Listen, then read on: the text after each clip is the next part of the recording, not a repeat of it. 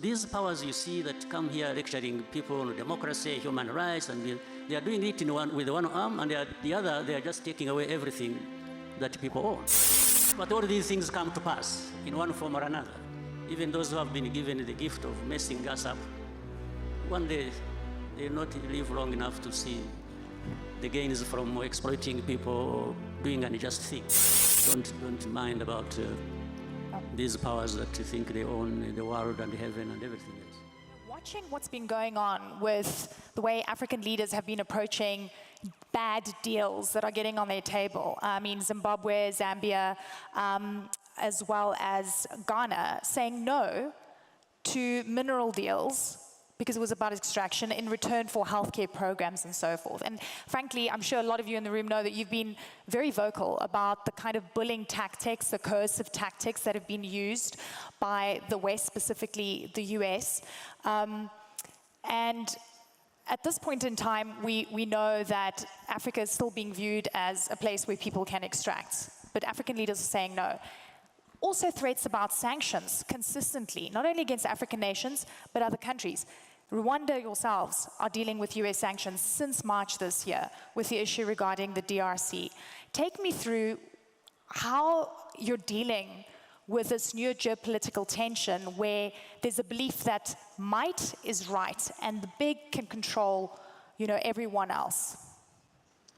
Well, it's a crisis in a sense, but brought about by the same thing, Africa not leveraging our capacity, our potential, our energy of the people of our continent is just locked out there.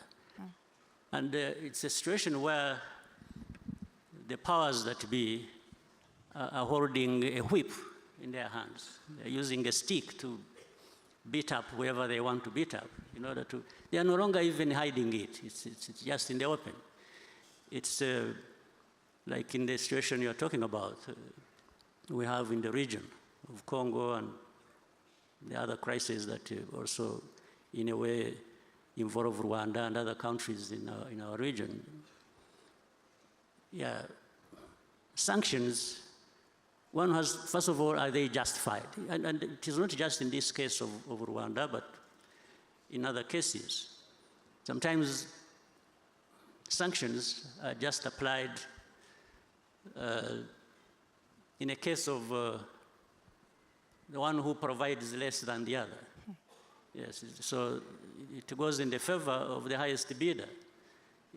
When somebody knows they will extract more from a certain place, they will be more favorable to that place, even if they are the ones in the wrong.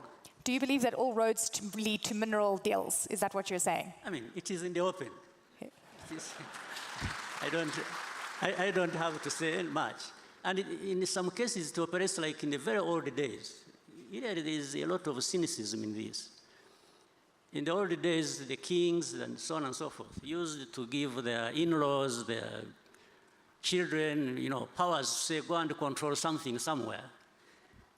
And that's happening today here. Yeah. Yes, they just give somebody, say, go and get whatever you want to, and do whatever you want to do in that region. That is how Africa is treated.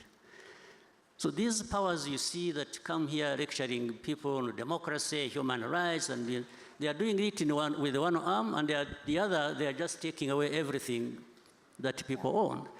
So, and this is what is critical. This is why Africa, leaders of Africa, some of whom are here, are brothers, and the CEOs and other Africans, I think we need to give ourselves value of some kind. We can't just be people who are waiting to be ripped off by somebody who is shrewd enough and has the power to come. No, we must be able to say no. And we've seen those no's. We've seen some of those. I mean, do you believe, sanctions are used, a coercive method to get countries to capitulate. Are you going to capitulate? I never capitulated in a worse situation. This is not a bad situation as such. Well, it hurts, absolutely. Yeah. And that's what it is meant to do. It is meant, sanctions or different measures are meant to hurt people. So in a way, we are hurt. But I think we would be hurt more by not doing what we are doing. So it's always, you make a calculation. Yes. So, and it is not so difficult to say no. In fact, it costs more to say yes to the wrong thing. Yeah. So we are here, but all these things come to pass in one form or another. Even those who have been given the gift of messing us up, one day they will not live long enough to see the gains from exploiting people or doing unjust things. So I think each one of us, countries in Africa, and mainly and most importantly together, there is a lot we can do to raise Africa, to raise ourselves to the level where it should be, and don't mind about these powers that think they own the world and the heaven and everything else. And I hear you loud and clear on the hypocrisy and the contradiction in terms of where international law applies to some when it suits and it's broken in other cases. We've seen so much of this. In a world where we're seeing the unraveling of the global world order as we know it, institutions are being challenged, they're being broken down. What is Africa's role, do you think, in this new world? Because it feels like it's never going to be the same again. You know, my view is that these pressures that we get from the rest of the world, Africa, I think, is being reminded to wake up. So the pressures are not entirely bad. I think they force Africa to look within for what we have, to actually do what we need to do to find a good place for us in this world of those injustices and other challenges. So Africa, looking within, and we have a lot to bring to bear on dealing with these challenges, I think we can succeed. But above all, we need to work together and move away from saying what we know, because there is a lot we know and there is a lot we talk about, but we need to do a lot more based on that. The private sector, I want to talk about scaling up or failing. You engage a lot with the private sector. Rwanda is such a prime example of incredible, I mean, we cover so many stories here. I mean, you're just seeing like a hotbed of fantastic growth. But where do you think the private sector is going wrong from reaching that level and becoming African champions and really, truly scaling up? I think private sector is doing a good job. In fact, it is ahead of the public sector. But we could be served much better by finding a way to bring close private sector and the public sector and benefiting each other as one, because that's what we are actually one when you look at the needs of the continent. And so I want to thank the private sector. The private sector, they are actually, to some level, hustlers. They are able to go through some of the barriers that are created by the public sector. Yeah.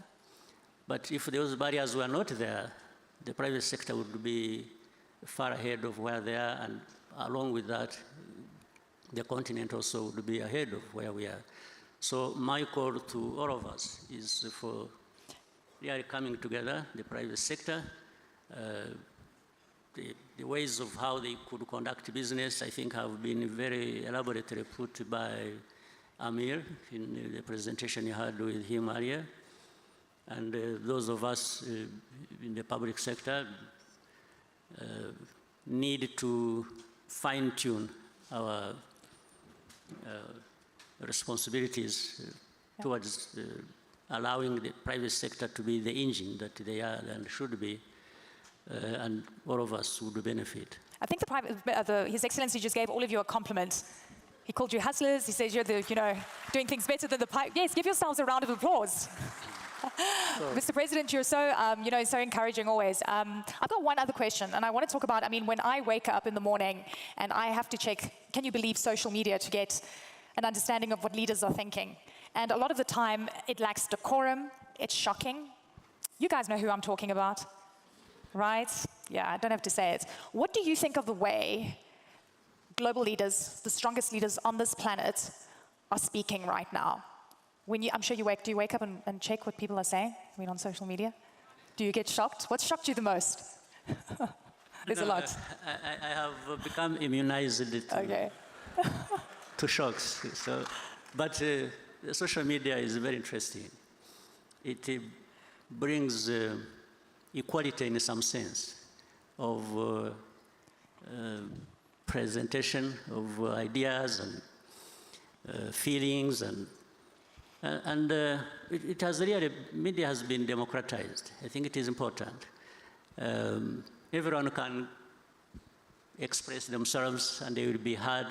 If you are wrong, there will be somebody to tell you, say, no, no, no, that's not right. And when it is right, then people will say, wait a minute, I think there is a point here that we should be thinking about.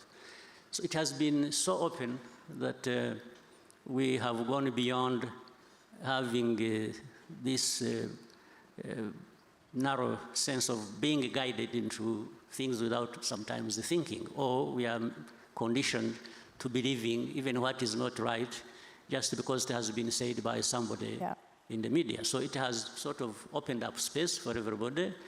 So some of us also follow, and it's up to any individual to scan and try and make a sense of what you've heard, you are seeing, and it is a good way. You receive criticism, you receive advice, and so it remains the responsibility of any individual to decide how they build on that and benefit.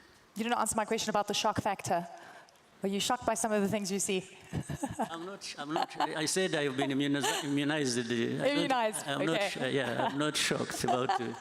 I understand where the world we live in. Yeah, it's changed, right? It's completely different. Yeah, for the 30-something years of my life, in the last 30 years, if you look at, I think, we come to understand there will be things that would otherwise be shocking, but they don't shock because we have been there. That's true. Mr. President, final word. What do you want people to walk away with from this forum as we say goodbye? Well, always it's a good opportunity, but I want people to know that each one of the people in this room and beyond have something to contribute and to benefit from, and benefit each other, and the continent has a lot that is not being put to good use, and it is up to us. It's not people from anywhere else to be able to raise ourselves to that level where we should be. Ladies and gentlemen, please help me thank His Excellency the President of Rwanda, Paul Kagame. What an honor to speak to you, sir. Thank you so much. Thank you very much. Thank you.